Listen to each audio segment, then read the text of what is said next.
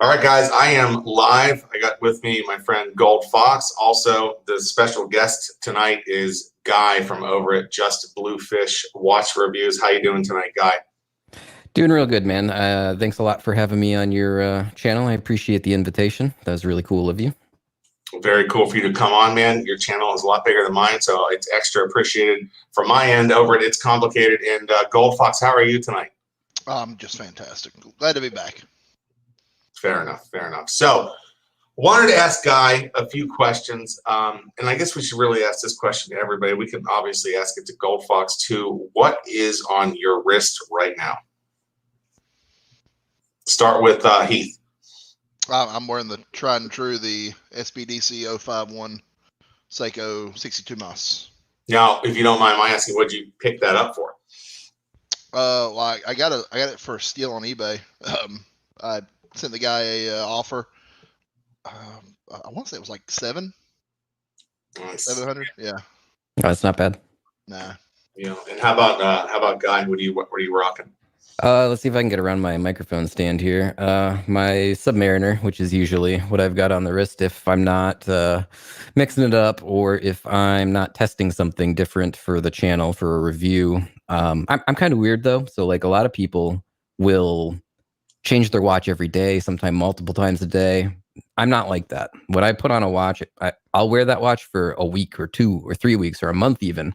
So I pulled this out. I want to say it was the beginning of July. So probably in the next few days, I'll switch it up and wear something else for the month of August. Previous to this, I was wearing the Hamilton khaki field. So, you know, I just, whatever I feel like, but I like to stick with something for a while. I was actually looking at one of those khaki fields. Those are pretty cool. That's a very attractive watch. I'm rocking the Seiko 6105, the Captain Willard Seiko, all original, recently serviced. It's great. And I'm similar with Guy in that once I put a watch on it, it gets rocked usually for at least a month, if not longer than a month. And sometimes an entire season. Like the white Datejust was all summer last year. Sometimes going to work, I'll switch it up to a cheaper one. But usually, as far as like wearing one of my nice watches, I wear it for a while. I've been rocking this since I got it back, and it's going to get some more wrist time. Yeah, I'm the same way. So let me ask you, before we go on to anything else about that watch, because I watched your video on it that you just posted a few days ago. Sure, thank you. Which was an excellent video, by the way, and it was really cool to learn about a watch that I've never seen in person. Had you ever, and that's what I want to ask you, have you ever actually seen that watch, or did you kind of buy it just based on pictures and reputation and everything? Like, did you know what you were getting when you went in here? I didn't. I've never handled it before. Oh, you know what I mean? okay. I did it all on pictures and looking, and then actually when I purchased it, I took the back off myself, and I made a little video. You can see that video in the video I made where I'm using a toothpick to move that rotor around, and Right. I put that on a bunch of different forums. Like, hey, you know, is this legit? Everything look cool. Then I had to find some way to get it serviced and stuff. But even the getting the strap to this, I found one original Seiko waffle strap on eBay. They want $1,000 for it. It's like, that is a lot of money for 2 pieces of plastic. Yeah. I mean, like Yeah. that. But yeah, it was really just that movie like has significant meaning in my life, and so does that character. So I was like, I gotta get that watch. You know, that's one of those cool watches in film series that I did, and I was like, one day. And I've been looking for them for quite a while. So it's a nice one to have. And So what was the reaction? You got the box, you brought it in from the mailbox, you pop it open. First time you saw it, was it like the angels from heaven singing in the whole 9 yards, or? No, it was like, wow, this crystal is really scratched. You know, that was my like the initial reaction. And then it's also like, can I get the case back off without messing it up? Now I got to take the pictures, do the video. So it was a lot of anxiety, more than like a lot more anxiety buying this watch than when I got the Rolex. God, I hope it's real. Yeah, one of those things like, oh, nobody tell me that I lost and I got screwed on the cash. So it was a lot of anxiety compared to buying the other Rolex, excuse me, that I bought. Well, it's really cool, man. Congratulations on picking that up. Thanks, man. It was a big one. Before we go on, I'm gonna throw in a bonus question here. Is there any watches either one of you guys have on your radar of something that you're gonna grab, or are you kind of like good to go? I guess I'll take that one first. We're kind of talking about it pre-show. Like right now, honestly, the only thing that I really, really want, and I've wanted it since they released it, was the Rolex GMT Master 2 Pepsi, the new one. And it's just not in the cards right now with everything that's going on anyway. But even if it were, not other issues, like just the fact that you can't still find one. What is it now? Going on 3 years later. Like that's really the only thing that, like, if I had the chance to buy it and the means, which again is not really happening today, that's the only thing that I'm really after or really pining for. Yeah, that's a Heath. What about for you? I can't believe that watch has been out almost 3 years or whatever. Well, recently, I always want a Grand Seiko if I can find the right one, pretty much. The Snowflake. But again, with the pandemic, all plans for watches kind of go out the window. The last couple weeks, though, I've been researching. There's a, I think it's pronounced Sin, SINN, the German company. Mm-hmm. The 551, I believe it is. All theirs are like numbered. I think it's the 551. It's got a mother of pearl dial. Just like a dress watch. Looks pretty cool. It's about $1,400, I think. Pretty cool looking watch. So I've been interested in thinking about picking up. I've had 2 Zen watches on my channel now, both loaned to me from viewers of the channel, the 556 and the 104. Actually, the 104 was loaned to me by another YouTuber, really cool guy. Is the one I'm talking about. I was super impressed with both of them, actually. I mean, for the money, they're hard to beat. They really are. They're plus or minus $1,000, kind of in that range, maybe a little more. Comparable Seiko watches, for example, I'd take either of those Zens any day. Yeah, for sure. They're like the German Seiko. That's awesome. Yeah, to touch a minute on what he said, the pandemic, this global crisis that everybody's gone through, that was probably the hardest part of me pulling the trigger on that Seiko. Was like, is now the time to be worrying about buying like some dream watch or whatever, getting something 50 years old, then sending it back? And so that was, I made it, and I figure I could always get out of it. That's one of the cool things I like about watch collecting. If you buy the one you want for the right price, you can get right out of it. And to your point about wanting one of those Pepsis, I don't know if you saw the video. I mean, I offered a authorized dealer owner $1,000 extra if he would sell me a Batman. He was like, nope.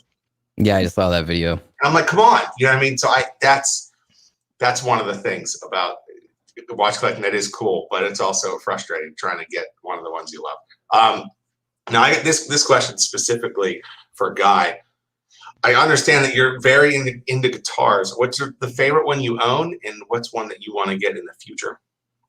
I don't have a lot of guitars right now. I played guitar when I was a teenager and I was in garage bands and all that stuff. And then once I hit about my 20s, I sold all of my guitar stuff and I didn't touch them again for a real long time, actually.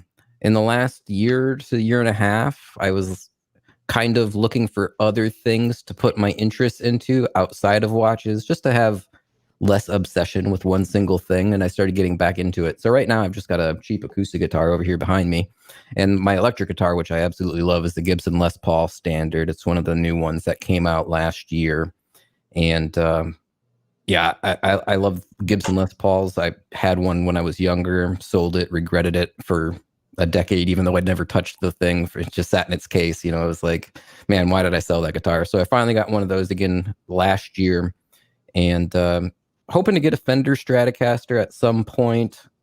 Nice. I like the classics. I like the American-made guitars that Stratocaster, Les Paul, SG.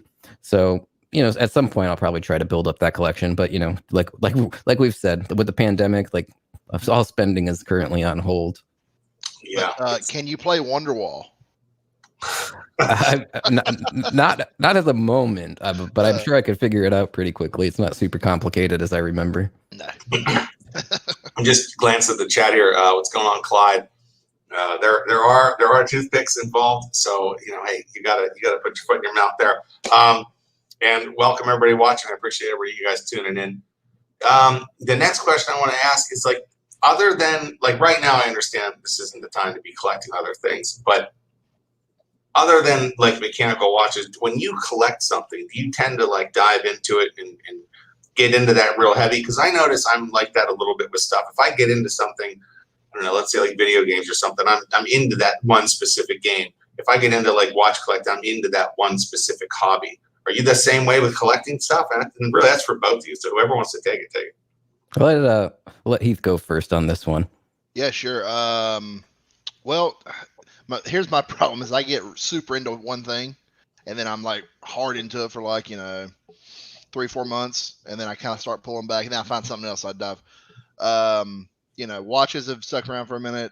College football, as you know, has been around forever with me, and but here recently I've got back into the record collection, which if you remember.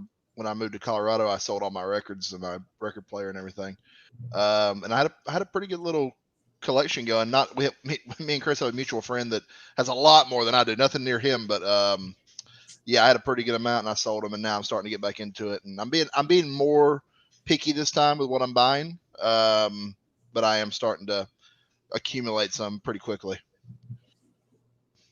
Yeah, for me, it's not necessarily just about collecting things, although I've been a collector of things since I'm a kid. I collected comic books and all sorts of things along the way, but it doesn't even need to be something that I collect. It's just any sort of interest. Like I get all in on it. For example, I don't know, probably 10, 15 years ago now, just as a random thing, I got into reef aquariums and, just totally absorbed with learning everything there is to learn about that thing.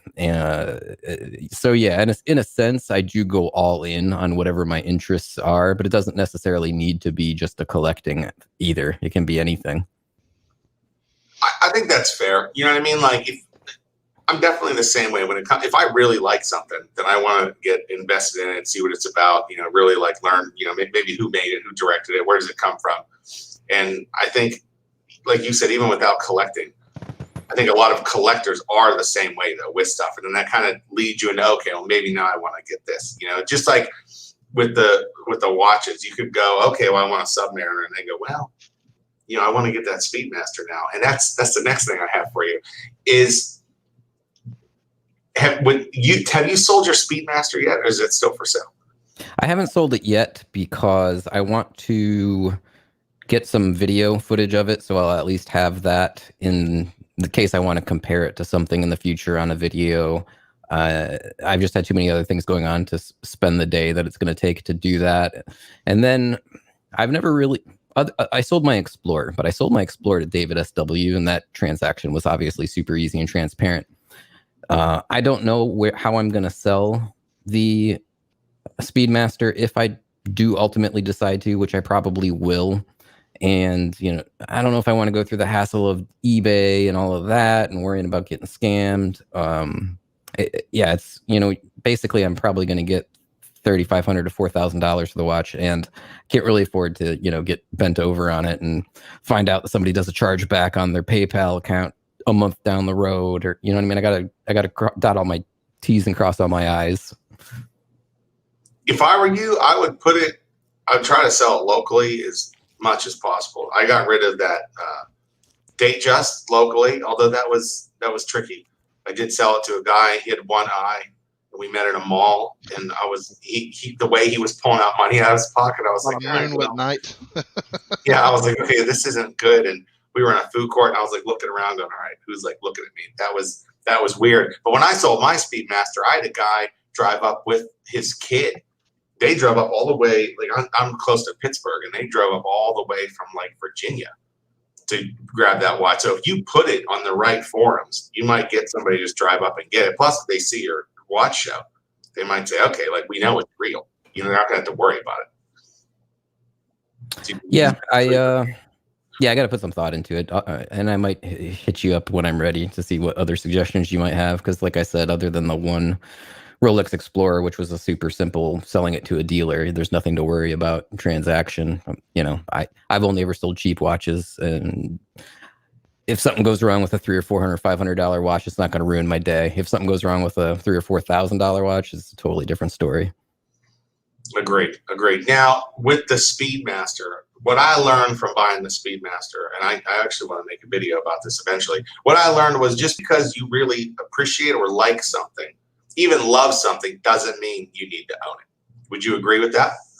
Well, that's something that actually just came up recently. I don't know if you watch my buddy AB's channel, Watch Collecting Strategy. He just recently did a video because apparently, I don't know where he found these discussions, if they were on a forum or on a Facebook group. But anyway, people were apparently, I didn't see the thing, so I'm just going off of what he told me, criticizing him and Adrian from Bark and Jack and myself because all of us happened to review the Glashuta original CQ recently.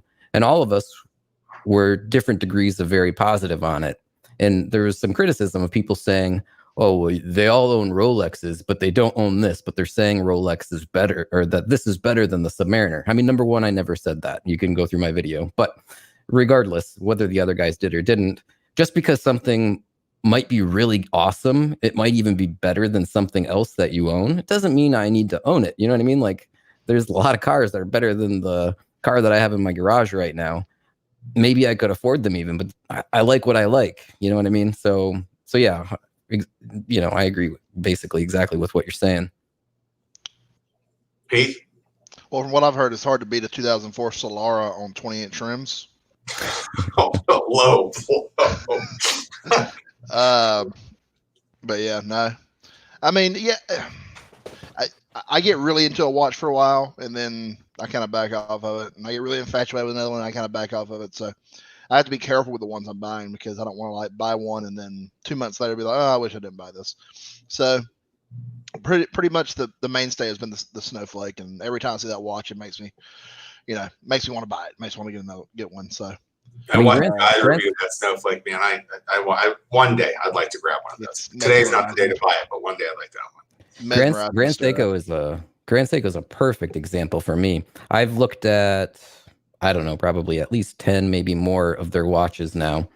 And I think they're fantastic. I really do. I think they're awesome finishing, great quality. Their prices are still good. I think that their prices are going to go up in the future and at the retail level. And I think they're going to become less of a good value. But regardless, despite how nice I think they are and all of the good things that I can say about them, there's not a single one that I've seen that I would personally own. I think they're great, but they're not for me. I think that's how the Speedmaster became with me. I mean, I was so pumped when I got that watch, and the chronograph feature was great. Everything about it's great. The history was great. And then I was like, well, there's no date on it. It's the only watch that I own that didn't have a date on it. And people ask me what the date, boop, you know what I mean? It's like immediate. And then that would happen. I'd be like, I got it. Oh, no, I don't. So that was a little frustrating. And then with the Hardlex crystal, instead of having that sapphire, I'd nick it and then I'd want to really buff it out, scrub it all out, make sure it looked back to normal. And it was just like, okay, I don't need this one. Heslite, not Hardlex. That's right. Heslite. You just got schooled. Oh, it's over. It's over. It's over. It's over. Exposed. It's complicated. Doesn't know. But that's a fantastic watch, and it's just I don't want it, especially with the 321, the originals with the different bracelets and everything. It was just more things I learned about the current Speedmaster, the less I wanted it, so I got rid of it. It's a fantastic wristwatch. I just don't want it. Yeah, I mean, same way I feel about the Snowflake, for example. I think it's awesome. I would never suggest to somebody that they shouldn't get it if they like it, but I'd never own it.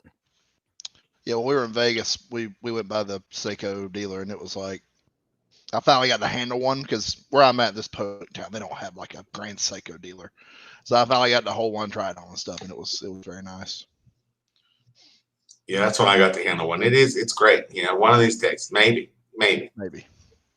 If we ever get over this plague. All right. I'm going to throw in another wild card. What do you guys think about all this as far as no politics, but as far as like when is it going to end? How has it affected your life? Are you guys okay, etc.? I'm doing well. I mean, my issues are that I do have diabetes, so from what I understand, based on what the health professionals are telling people, like that's a really bad group of people to be in and get this thing. So I've been really careful about what I do and trying to avoid getting sick. I tried to avoid getting sick anyway. But yeah, we're doing okay. Just basically hunkering down and getting our groceries delivered and taking advantage of all of those sorts of things, and just trying to avoid, crowds and people as much as possible. Yeah, same. I mean, I'm not, I've been in a large city, like I said earlier, so the crowds and being far away from people is not too hard to do. And I just come home and watch people talk about watches on YouTube. yeah. I'm good too. It's nice. I try to keep away, but from everybody. But I do have to work with people. I am working less hours, but as far as everything else goes, like savings or am I doing fine, not being sick, everything's cool here. Now, as far as like when's it going to end and all of that stuff, I mean, I wish I knew. I'd love to see things get. I'd love to see things get back to normal. There's all sorts of debate as to whether is it really as serious as they say it is. There's two totally different sides on this whole thing. My biggest disappointment with the entire situation is just it feels like there's a lack of a consistent and very clear information. So you try to soak it all in, and it's like, who do you believe? I don't know. Yeah, it's become politics. It's past the point of being about like public health. It's about like which side is right again, just like everything else in this country is right now. Yeah, I mean, if I was gonna roll the dice on when it was gonna be over, I'd argue February. You just say that if you don't want college football to happen. Don't tell Gold Fox that there's not going to be college football. Okay. Anybody in the comments, tell him there's going to be no college football. Let's see what happens. They announced today 10-game season. It's happening. Oh, did they? Yeah, they took 2 games away. Wow. Yeah. Well, you're only going to miss 2 games if it's going to happen. There's a season. Yeah. So I got another question. Really for Guy here, the folded flag in the background of your videos. Would you mind explaining that, how that all came to be? That I noticed that's something it seems like you're proud of, that you definitely want to display. Yeah, that was my grandfather passed away. Oh geez, I guess it's been over 10 years ago now, and he was a World War II veteran. That flag was presented to my grandmother, and I inherited it after she passed away. So it's just it's not really like a political statement. It's not I'm pro this or anything like that. It's I'm pro my grandfather. It reminds me of him. It reminds me of the sacrifices that he made. So that's why I put it in my display. That's cool. That's awesome, man. That's really cool. Now another question just for Guy here. What's your most viewed video, and did you expect it to be your most viewed video? my most viewed video is the video I did on the replica Submariner, and it's got over 1 million views last time I looked. So it's my most viewed video by a very, very wide margin.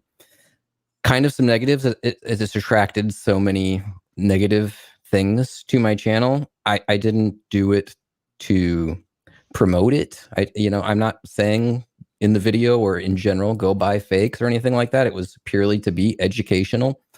Did I expect it to? At that point in time, I don't think I had a single video over 100,000 views when I made that. So when it started just going up and up and up, I was honestly shocked. I really didn't expect it. Good. One of my most viewed videos is the 2004 Solara guy, the why people dislike Invicta watches, and it wasn't that I said that they were bad, but that video caught fire somehow, and some of the comments in that video are crazy, and people went hard. I don't know. I guess you're not allowed to have an opinion. You were threatened by a bodybuilder over that video. Yes, I remember. Yeah, there's some really upset people about that. And anybody who knows my channels, if you like that video, you might have something else coming in the near future here. No spoilers. No spoilers. But you can't spoil that. something maybe. Okay, something maybe. Now you did mention in a video, Guy, that you really dislike the whole false patina thing, and that you don't like the patina as it's known on the actual vintage watches, and you want your watch to be new, upright, shiny, etc. First of all, I actually agree with you on the not liking the false patina thing. Like on that new Bond Seamaster, if it wasn't for that fake, like, hey, let's just make these brown instead of white, It's not I good. might have wanted to have one, but that kind of ruined it for me. But I get that. But as far as the actual patina, you don't like looking at it and be like, oh man, this is just really old. It's got a little, it's got a little like oxidization on these hands, I'm one of those kind of obsessive compulsive people that like keeps everything that they have in as nice of condition as humanly possible for as long as possible. So when I look at like a really worn out watch with, the tropical dial, spider web styles, and just getting to the point where to me it just looks beat, like it doesn't appeal to me. I don't know. I can't really explain it better than that. It doesn't attract me. It's the same thing with guitars. We said I'm into guitars. I wouldn't want either an old vintage guitar that's if it was worth a lot of money, that's a different story. But an old vintage guitar that's obviously been on the road for 60 years and all the finish is worn off, where people rest their arms and everything. Or they make brand new guitars that are quote unquote relict, and they charge $5,000, $6,000, $7,000 for this guitar that looks like it's been played for 60 years. I just look at that and I'm like, if I'm going to put wear and tear in something, I want it to be my wear and tear and my memories, not somebody else's. That's a fair point. When I found this 6105, I really, I did as much as possible to try to get one that was in really good shape. That there's a little tiny bit of patina here and there on the hands, but as far as 50-year-old watches go, it's in really good shape. And even you hit it with a loop or whatever, and look at that bezel insert. It looks great. It looks great, and it's not. You can definitely tell it's old, but it's not completely, battered with broken hands, or they're so oxidized that it looks ruined. It looks pretty good for being as old as it is. So I get that too. I wouldn't want to buy something like you said too, especially if it's worth a lot of money. That changes things. If it's worth $10 and it looks really beat up, then it's not a whole lot, is it? It's like, all right, well, this thing's beat. Yeah. Heath, what about you on the patina thing and the false patina? The false patina, I'm 100% against. I'm not a fan. I think it looks dumb. Now, actual patina, like naturally occurring, whatever you want to call it. I saw one today on Reddit on the watch. I think it was Watch Exchange. Somebody was selling one that was patinaed, and it had like the tropical dial, and like you could look at it and it looked like you're looking into space. It looked really cool. Now, would I spend, $1,000 on that watch? No. But it was very, cool to look at. And as far as guitars, like if Willie Nelson gave me Trigger, I'd probably take it. But yeah. So just to look at the chat here and there, somebody did call a guy down there an absolute gentleman, and James Blackman wants to know how we feel about tropical dials. You guys take it? Yeah,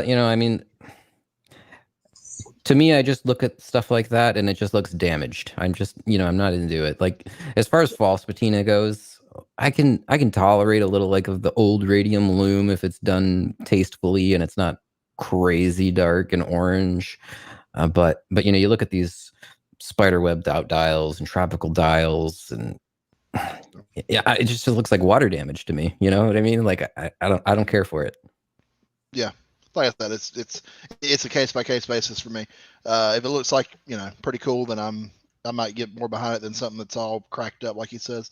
I got to eat my words because he mentioned the old radium loom. What was the oh goodness, the watch place we went to, Chris, with Mark. Oh God, what was it called? Was it Torben? Not Torno. Not Torno. Okay. The one. What are those watches called? I can't believe I'm forgetting it.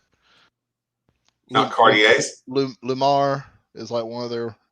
The Panerai. Panerai. Thank you, God. I couldn't remember to save my life. I was there with them and I couldn't remember. Okay. Couldn't remember. A lot of alcohol in my. It was Vegas. Vegas. They had a watch that was like a throwback that actually looked very tasteful, like you said. And with the sandwich dial, I guess it's easier to make that look a little bit more clean, as opposed to what Omega did with that Bond watch, which is a travesty. Anyway. I liked the Bond watch, everything but like the false patina. I didn't even like it, like the actual how it looked otherwise. The actual of what it was Seamaster saying. part of it. Yeah. Yeah, and for me, the dials, tropical dials can be okay. I just don't like a dial to look too busy. You know, I like it to, if it's going to be consistent, like tropical, okay, fair enough. But once it starts to look too busy, even with like the Patina, even on the 6105, I can look down at it and I can tell you what time it is, and I don't have to, you know, adjust it to the light and everything. It's fine. Everything's cool. And the amount of Patina on this, possibly because I've always wanted one of these too, is okay. Even the wear on the red on the stoplight hand is, it's still there. You know, even like you were saying, Guy, earlier about kind of being like OCD about stuff like that. I wanted the red to be there. I didn't want it to be all gone. Sometimes there's a hole there, or it's just completely whited out from all the sun damage. I didn't want that. I wanted it to be as close to that original production as possible, as close to looking new as possible. Some people like it to look older. I don't know. In general, I just don't like even like textured dials very much. I'm like plain black dial, maybe a plain white dial on a dress watch, and like, you know, there's been a handful of blue dialed watches that I've seen where I've been like, yeah, that's cool, but that's about as adventurous as I get. Even when we're talking about, you know, brand new, like Grand Seiko has some models that have like these crazy swirly patterns with all these little checker marky looking things, and like it's just too much for me. You know, I don't like busyness, I guess, as you know, you'd mentioned it starts to look too busy. I just like stuff simple and clean. After a while, you know, a little bit. Yeah, I don't mind some texture on the dial personally. Like I like the Seamaster with the new Seamaster with the wave. They brought back the wave. I like that wave over the standard. I owned one of the flat blue Seamasters, and I would have much rather owned one of the new blue Seamaster with the waves. But I could be in the minority there. I prefer the older one that's just like the glossy black dial versus the laser engraved or whatever the process is for those new ceramic dials with the waves. I think there's a lot of divisiveness amongst people. When I did a review of that watch in the comments, there was a lot that really liked the wave pattern. There's a lot that really didn't. It's cool. You know, every 5 years they put out a new model anyway, so you're going to get your chance to get the one you want sooner or later. Right. Yeah. That makes sense. I really like it with the Seamaster. I really like the white dialed one with the black bezel. It's, you know, you call it the Panda, whatever, but that one I really dig. I like that a lot. I wish on that Seamaster that they didn't go bigger. And I mean, it's only a little bit, and people say like, oh, you can barely tell. Like they went from 42 to 43. The lug to lug went from 48 to I think 50, if my memory serves. I mean, I don't know about you guys, but like I don't have a huge wrist, 6 3/4 roughly. So like I don't like when the lugs are like starting to reach over the edge of my wrist, and like that starts to test it. Whereas the old version fit me really nicely, and it's weird that they made that jump up without also not introducing something in a more mid-size at the same time. I suspect they will eventually, because you know Omega is the kings of putting out 100 variations of the same watch. But yeah. Well, I mean, I know a brand that I think they make a 58, you know, across. So I mean, there's, you know, as far as having normal wrists, it's a rough one. You know, I get that though. I get it though. Even with the Turtle lug to lug, it's not. I mean, Turtle's 44 across, and lug to lug, it's slipped me now, but it's not as long as you think it would be. No, it wears small. Yeah, it does, Yeah. and that's part of how I can rock it. I have 7-inch wrists, just about 7-inch wrists, so I got that 36-day just. As far as like the nice ones or collectible ones, 36-day just in the sub, you know, late generation 5-digit sub, and then the Turtle. I wouldn't go bigger. The Turtle's 44. I don't think I would go bigger than the 44. I'd have to really wear it and like really flex with it to see if I'd go bigger than a 44 mil. Seiko has some sort of weird voodoo magic though. Like their watches almost universally wear smaller than the numbers might suggest, at least in my experience. Yeah. You know, you look at like I don't know, just the cheap SKX, it's a 43, if I'm not mistaken. Like that watch wears like a 40 all day long for me. They're just not as long, doesn't seem. You know, from the not lug to lug, but I guess it is lug to lug. Yeah, it's lug. Yeah, they're more on the x-axis.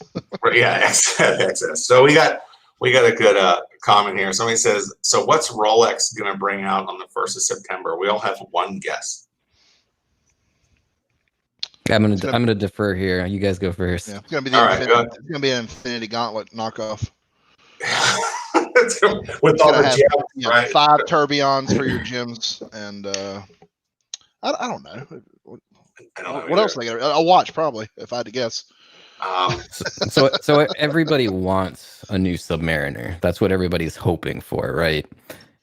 To me, I just don't know why they would right now. It's not any sort of anniversary year.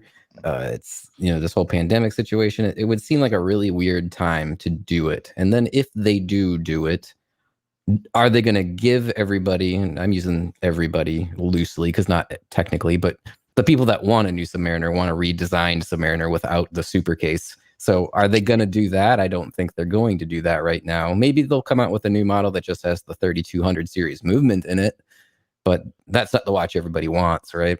I do think that the Submariner, the 6-digit sub, I think it's been out a long time now. But then again, not really relative compared to the 5-digit, right? Yeah, not relative to the 5-digit. It came out in 2010, so it's 10 years old. The 5-digit 16610 was, I forget now, 22, 25 years, a long time.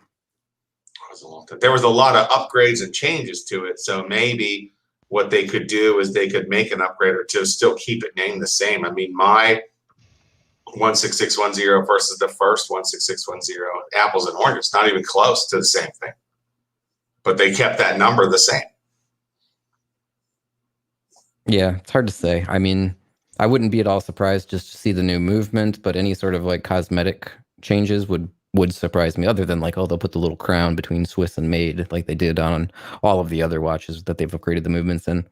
Some people think they're going to thin the lugs a little bit, just like a little, they'll trim them lugs.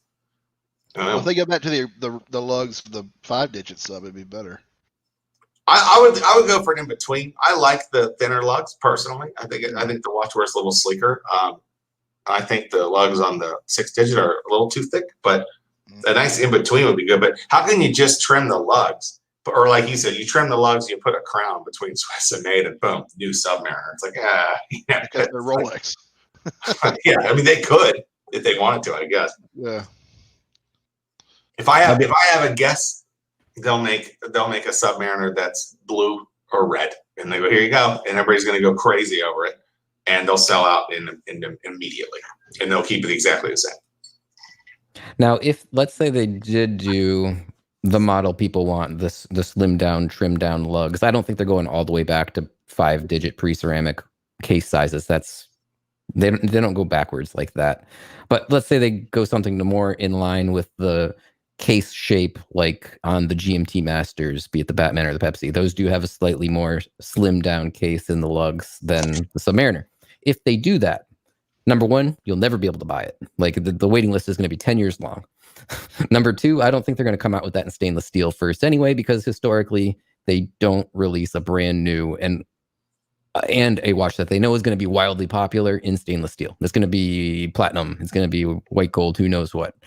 That's how they did this iteration of the 6-digit Submariner with ceramic, right? The Smurf, I think, was the first one, if I'm not mistaken. And that was all that's white gold, yeah. And that was, $30,000 or whatever.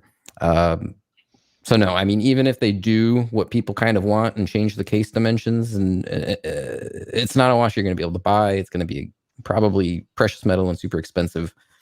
So I don't even care. That's my point. Now, yeah, I'm with you. Yeah. It'll be interesting though. As far as what they will do, like here, I'll go on record as saying they're going to have a new Datejust dial. We're going to see at least one new Datejust dial. A lot of people are saying that the Hulk's getting discontinued, so that's kind of where my guess was. Well, it's going to be a different color dial. They'll have one different colored one because Omega has 30 different colors of the Seamaster, and Rolex doesn't have many of the Submariner. Yeah, but I don't think they're missing out on market share because of that. No.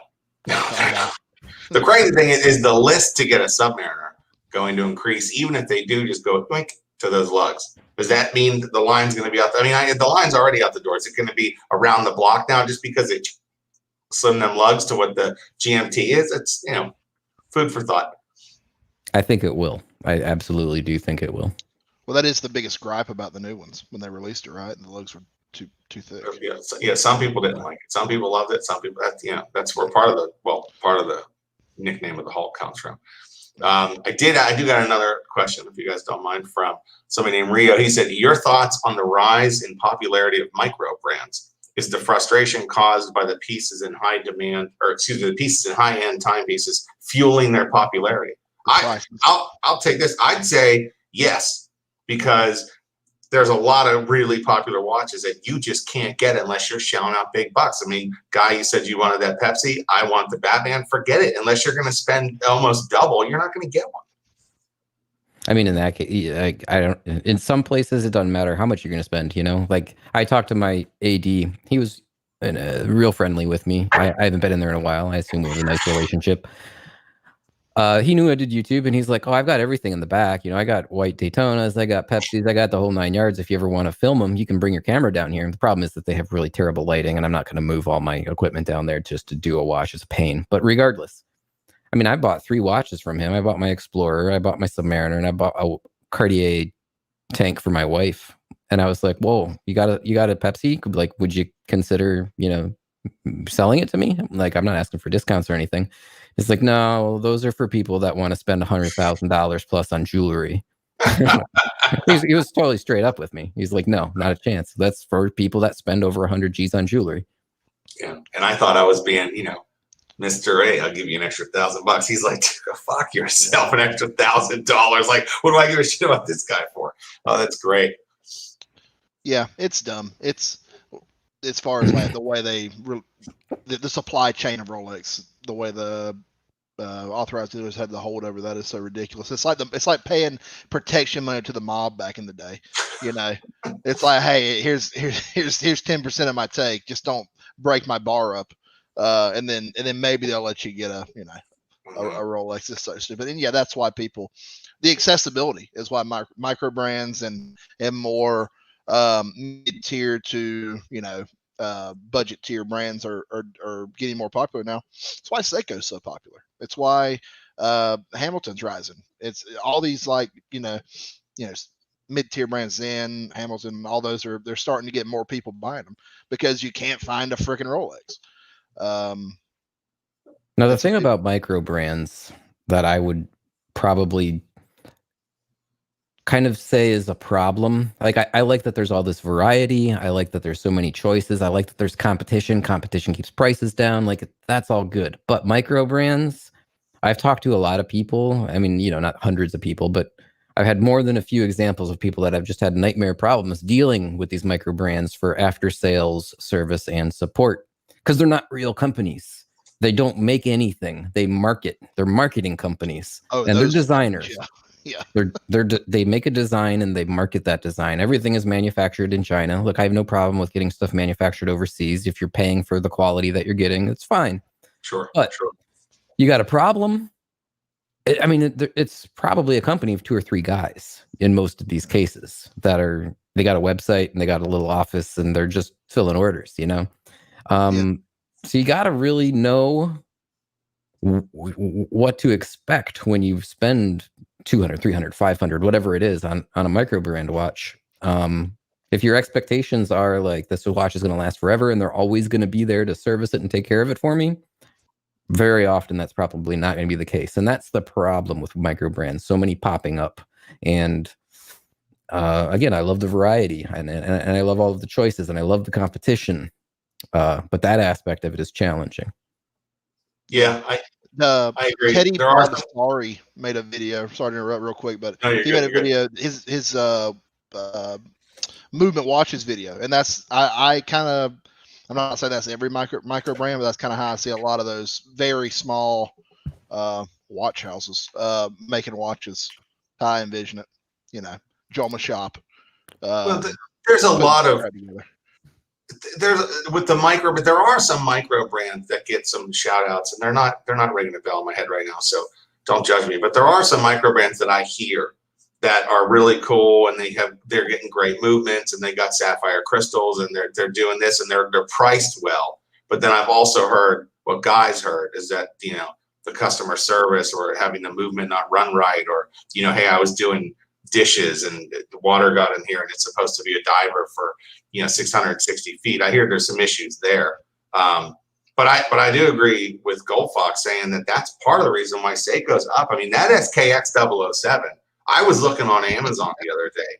That SKX 007 with a bracelet, Amazon wants $500 for that watch now because they're not being made anymore.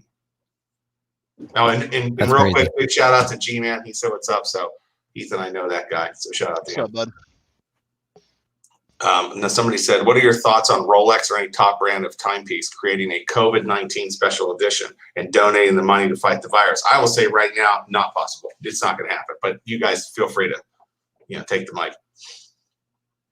I mean, I wouldn't have a problem with it. I guess I don't know why they're already they would. a charity. Yeah, right. I just don't. I don't have a problem with it. Don't get me wrong. I just don't think it's going to happen. Unless this is going to be going on, another year, maybe. The yeah, year is probably 2030, and Rolex finally unveils the COVID-19 Submariner. Jeez, dude. All right, so go back to my questions real quick, and then I will check the chat again. Appreciate the comments, guys. If money was not an issue, what watch do you buy today? That's an interesting question. Probably, I mean, I'd like to have a Patek just to say like, oh, I've got a Patek. I like the, what is it? The 5196 one that's got the small seconds. It's just a Calatrava, but like, yeah, I'd like to have one really nice gold dress watch kind of thing that I would probably barely ever wear. So I guess like if I just had money burning a hole in my pocket that like I had to spend on a watch and I couldn't put it towards something more important, probably some model of a dressy Patek. That's a good answer. What about you, Goldfox? I said like 5 times. I'm just gonna get a snowflake because I just love that watch. What are you gonna do? I mean, yeah, obviously, if I was just gonna turn around and sell it, I'd get a Richard Mille or something. Something that's like a $500,000 watch and then sell it. But if I'm gonna wear it, I'm gonna get a snowflake. I'd probably say the solid gold version of the Submariner I have as of now, because I also like the idea of having a solid gold watch. I like wearing gold, and it kind of fits my personality type, I think. And I'd probably wear it more than I should, having a solid gold Submariner. But whatever, here you go. Here's my Submariner. I don't really care. But the Patek's that's a great answer too. The Patek or an Audemars Piguet, even some of the high end, like finite, like one guy makes 3 watches a year. Those would be really cool too, especially if money wasn't an option. Those are cool. But yeah, to keep it in the realm of possibility, a $20,000, $30,000 Rolex in solid gold would be pretty cool. And it would have to be yellow gold, no white gold. That one, Casio Royale. Oh, God. $20. $20, baby. That's a great watch for $20. I don't care. It is. Yeah. It's a fantastic watch. Let's look at some of these comments because somebody said, how about a silver dial Submariner with a red or orange ceramic bracelet? I don't think so. I don't think that's going to be what, I don't think they're going to do something that far off from their norm. I mean, that's what they got Tudor for in the Black Bays, right? And that's their like, let's be experimental and get do hip. Right. Yeah. Get hip. They're too like conservative. And I don't mean conservative in like the political way. I mean, like, they just very slow to adapt and change. And yeah, I wouldn't see Rolex going too far out of their box. Especially changing that, especially the silver dial. And I mean, everything with the Submariner is usually uniform, so it's like, all right, you got the Smurf, you got the Hulk, the bezel matches the dial. Having a multicolored face, I don't think is something that's really up their alley, at least right now. Anything could happen. But well, they didn't make that rainbow. That piece of shit. Well, the Daytona. Yeah, that's they do some crazy stuff with the Daytonas for sure. And then the Panda, everybody pays rainbow prices for the Panda just to get one. Yeah. They do have that one Yachtmaster it looks like candy all around the bezel with all the different colored Yeah. gemstones. Remember they did that 2-3 years ago? No, that one I haven't seen. I haven't seen that one. I mean, it's like Let me look up. it's like stones that are like red, yellow, blue, green. It's ridiculous. It's like the Daytona you're talking about. Yeah, it's a Yachtmaster. There's a nickname for it. I Oh forget. yeah, I see it. The Oh, gay yeah, pride that's edition. wild, especially with the black dial, man. That is wild looking. Very similar to what they did with the Daytona, though. Same kind of gem, like all the way around. Yeah. Yeah, that's pretty wild. All right, let's look at the questions I had written down again. So the money one's done. Back to the micro brands. I did have this in the list. Are there any micro brands that caught your eye recently? I have checked out, I think, all of them now from Manta. Oh, they're expensive. I mean, they're $1,500, $2,000, but I've been super impressed with every one of their watches. I did the time only one. The model names escape me for some reason right now. I did their diver recently. I don't think I've seen their GMT yet, but yeah, like if you wanted like a really solid watch that competes with, you know, the Oruses and the Zins of the world, I would check out Manta. That's a really, really nice watch. That's cool. Heath? You know, I'm not really into the micro brands, to be honest with you, but there was one I saw. It looked decent, but it was basically a Royal Oak knockoff. I forget the name of the company. I'll try to look it up and I'll get back to you. All right, I'm not really familiar with micro brands at this time, so I don't really have an answer for that one. That was really just a question for Guy and Gold Fox. I will say you mentioned Oris. I think Oris is pretty solid. They put out some stuff that's impressive, especially since they're not using the ETAs that so many other brands are using. Granted, it's a similar Swiss watch movement heaven that they're getting it from, but it's still a little different. It's something, you know, a little different. I've checked out a few Orises, and I've always been impressed with them. I think that they're nice. I think the Aquis that everyone seems to really like a lot is not the most appealing diver that they make for me. It's really very bulky and very, very like chunky. It's very hard edges, and everything is very kind of squared off. I get why people like it. It's a really nice, high quality watch, but I like their Diver 65s. They have more of that vintage look without just being smeared with the, you know, the fake patina stuff. Somebody loaned me, they don't make it anymore, it's a shame. It's a rectangular. I think it's called the Oris Rectangular, actually. So it kind of has that Cartier tank vibe or you know, something like that. That was a really cool watch. Shame that that's not in their catalog anymore. I had a friend, he had an Oris. He had one of the 65s, I think. I'd have to look it up, but I liked it a lot. It was cool. I did showcase it on the channel, so it's there somewhere. But I can't, the one I see that everybody loves that I've never messed with, but as far as just the way it looks, is the one that it has kind of the interest, how do I put this? The font on the numbers is kind of funky with the 3, 6, and the 9. And yeah, that's one of the Diver 65s, but it's a different dial. That dial, I'm not into that dial, but I do like that. The dial watch that I messed with on the channel might have been the Diver 65, just in a different dial. That was pretty cool. Yeah, they have the 65 with like standard markers, you know, the round and the square is at 369. Go ahead, Gold Fox. Real quick, found that watch. It's Pelton. There it is. Pelton. Yeah. Okay. Never seen that one before. 3K, completely made in the USA. It's got a except for the movement, it's a Swiss ETA, the same one they put in the Sin 556. That's a good one. All right, really, just a couple more questions here. What is your favorite watch in your collection? I know that's a heavy question there. It's funny. I have two. I guess I'd answer this two ways. Number one, like my Submariner is my favorite watch. I have been super happy with that watch since I've gotten it. And, you know, that's kind of the dumb, boring answer.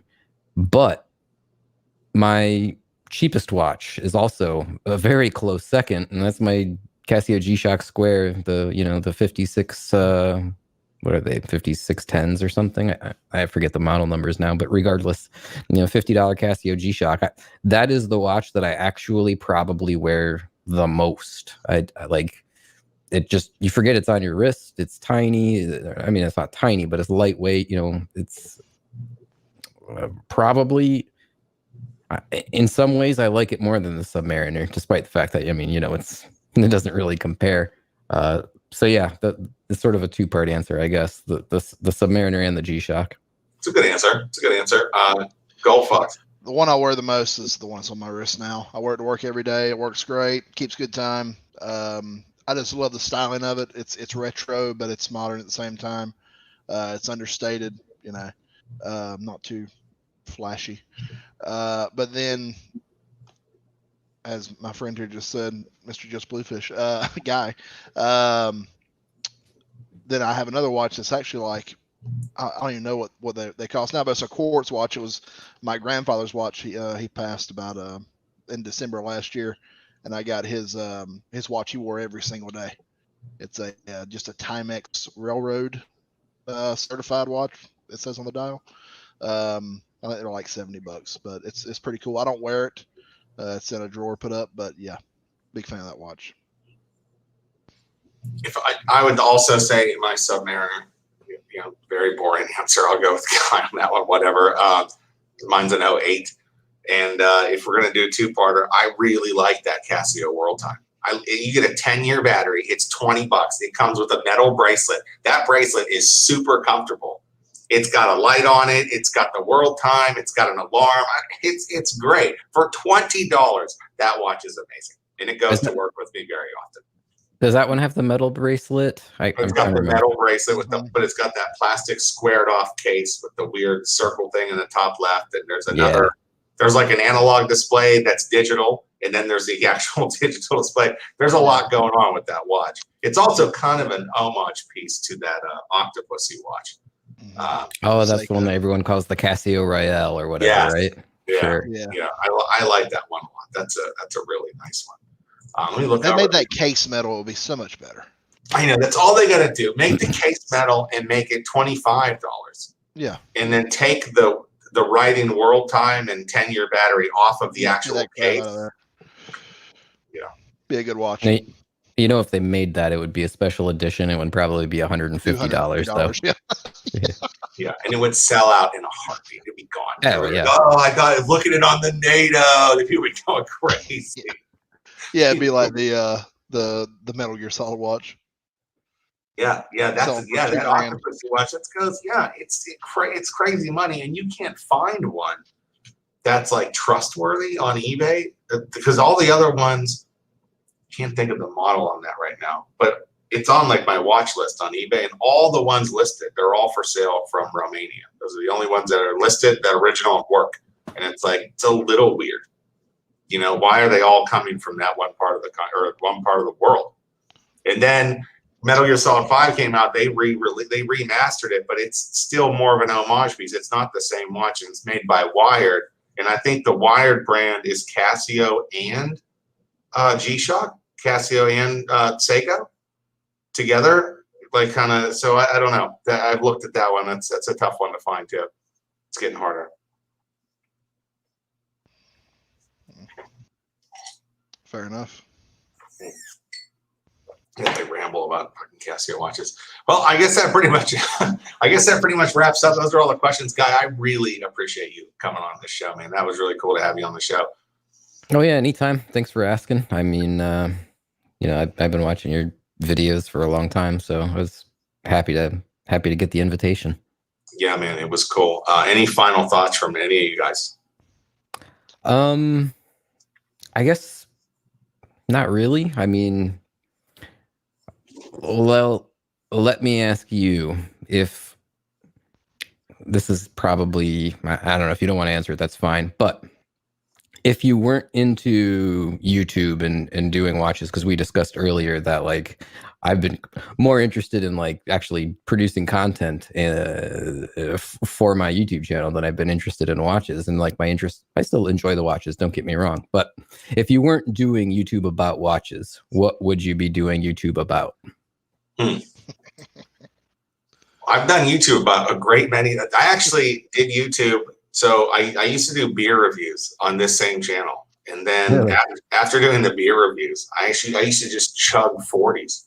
Okay. And I would just film it. I'd just talk about like, you know, hey, I saw some guy at the grocery store today and he wore this really crazy hat. You know what I mean? That's what it was for a while. Then I went to and then I learned how to produce the content better. And I took a long break and then came back. It's like the watch thing. So I do like video editing. I would probably remix something. There's a guy, and I'm missing his channel name from my head, but he makes videos where he puts other actors' faces onto other actors from movie scenes. And it's like, you can't even believe how good it looks. It's like, how did he do that? Like, that's got to be frame by frame by frame and just artistically. He's got some guy on, I think it was Letterman or something, or maybe it was Fallon, but so I don't know if it's older or newer. But he does an Arnold Schwarzenegger impression, and every time he's like, la, la, la, he turns his face into Arnold Schwarzenegger, and then as he like turns back and laughs, he's got his face just as the actor. It's amazing. So it'll probably be something like that with video editing, somewhere along those lines. That's pretty scary, though. You think about the technology that's out there. Like, pretty soon, like people are gonna be taking your videos and like putting somebody else's face on them and stuff. You know what I mean? Like, well, look, he said this, and it's like, and then what think about like security camera systems? Like, hey, you know, it's like, like at what point does that have to really change? What about for you though? Would it be, if you don't answer it, but would it be something more music? Would it be more just like editing like that? You know, if I were a better guitarist, I probably would have already started a second channel about guitar. But this is the funny thing about like watch channels. Like, you don't really need to be an expert to have an opinion about a watch. So like that's why there's so many watch channels. Like, anyone can get in front of a camera and give their opinion about watches, and it's totally valid. Like, if you're good at, you know, making the presentation and you're entertaining, that's all that matters. Other things that I'm interested in, we'll use guitar as an example. There is a bar. Like, people aren't going to watch you if you're bad at playing guitar. You know, I'm not bad, but like, I'm certainly not nearly as good as a lot of the guys out there that are. So I'd love to do that and do more like teaching, because I'm good enough that I could teach a beginner, but I don't know how many beginners are really coming to YouTube for lessons. Well, it's more of like an in-person, find a teacher locally type of thing. So maybe that. Other than that, like, I'm interested enough in just like video and equipment and everything where I could do a channel that just talks about video production. But again, there's people out there that are so good and so talented at editing and composition and video and everything that, like, you know, what I don't really feel like I have enough to offer to do that. So it would be more of a matter of like getting better at the things that I'm interested in before I could even begin to explore that. All right, and then that is great. It's a good idea. I like the fact that you don't want to teach. I get what you're getting. You could do it, but who's going to go? I'm like, well, okay, I learned the beginner time to get rid of this guy's YouTube channel. I'll just go find somebody else. Right.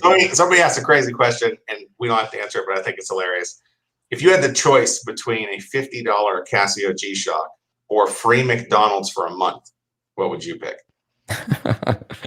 Well, I don't eat McDonald's, so I take the $50 G-Shock. But maybe if you picked something that I actually liked, I guess maybe I'd go for that. The problem with McDonald's is it makes me violently ill. When I was a kid, I'd eat McDonald's and I wouldn't understand what was happening. I'd get like a migraine headache and I'd get violently ill for like 5, 6, 8 hours.